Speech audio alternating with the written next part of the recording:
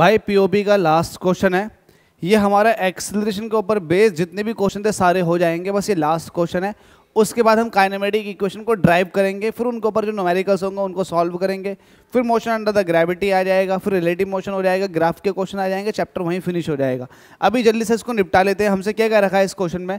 हमसे कह रहा है डिस्टेंस का जो इक्वेशन दे रखा, ये हमारे पास एक तरह से पोजिशन का एक इंस्टेंटेनियस इक्वेशन है 180t प्लस 50t स्क्वायर। हमसे कह रहा है पहले पार्ट में इनिशियल वेलोसिटी बताओ पार्टिकल की। इनिशियल वेलोसिटी तो तब बताई जाएगी जब आपके पास वेलोसिटी का इंस्टेंटेनियस इक्वेशन हो। तो पहले वेलोसिटी का इंस्टेंटेनियस इक्वेशन निकाल लेते हैं, सॉल्यूशन करते हैं। आपके पास x कितना वो लिख लेते हैं, ये है 180t प्लस 50t स्क्वायर। जब भी आपको क्या निकालना हो, इनिशियल वेलोसिटी मतलब वेलोसिटी निकालनी हो, तो वेलोसिटी निकालेंगे dx अपॉन dt कर दोगे आप। d अपॉन dt ऐसे रहेगा। x का जो इक्वेशन है वो है 180t प्लस 50t स्क्वायर, ये आपने रख दिया। जरा डिफ्रेंशिएशन करो, जिसके पास एक t है उसका वो एक t भी हट जाता है, और जिसके पास t स्क्वायर है तो भाई स्क्वायर पहला आ जाएगा, तो 50 की मल्टीप्लाई करोगे 2 से तो 100 हो जाएगा, और एक t की पावर 1 कम हो जाएगी। तो ये आपके पास वेलोसिटी का इंस्टेंटेनियस इक्वेशन निकल कर आ चुका है। हमसे कह रहा है इनिशियल वेलोसिटी बताओ पार्टिकल की। इनिशियल वेलोसिटी का मतलब क्या होता है? जब टाइम 0 होगा तब वेलोसिटी। तब हम देखेंगे at t is equal to 0। जब टाइम 0 होगा तब वेलोसिटी कितनी होगी, तो पुट कर दो।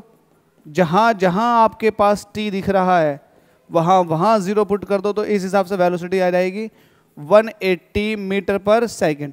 आई होप आपको पहला वाला पार्ट बिल्कुल क्लियर आ गया होगा। तो 180 मीटर पर सेकंड आपके पास इनिशियल वेलोसिटी आ चुकी है। सेकंड वाले पार्ट में क्या रखा? Velocity at the end of 4 second. तो t is equal to 4 second पर आपसे वेलोसिटी पूछ रहा। ये हमारा सेकंड पार्ट है। तो वेलोसिटी का जो इंस्टेंटेनियस इक्वेशन आपके पास निकल कर आया था 180 प्लस 100t, इसको सॉल्व कर लेते हैं। तो v is equal to 180 plus 100, t की वैल्यू कितनी है? 4 है, वो आपने 4 रख दिया।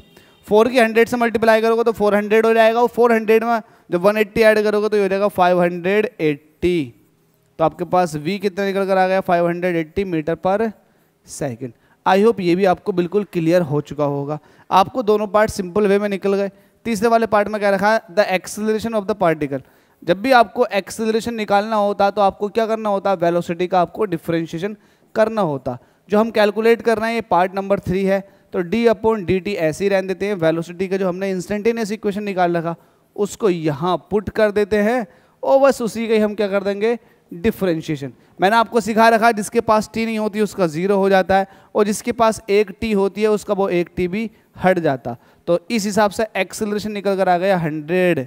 अब इसके अंदर एक्चुअल में t नहीं है, तो ये कहेंगे कि ये यूनिफॉर्म एक्सेलरेशन है।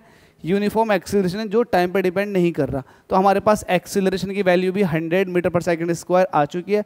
सिंपल से क्वेश्चन। तो हमारे पास आज सारे के सारे क्वेश्चन कंप्लीट हो चुके हैं। जो हमने एक्सेलरेशन पढ़ा था उसके ऊपर बेस सारे के सारे न्यूमेरिकल खत्म।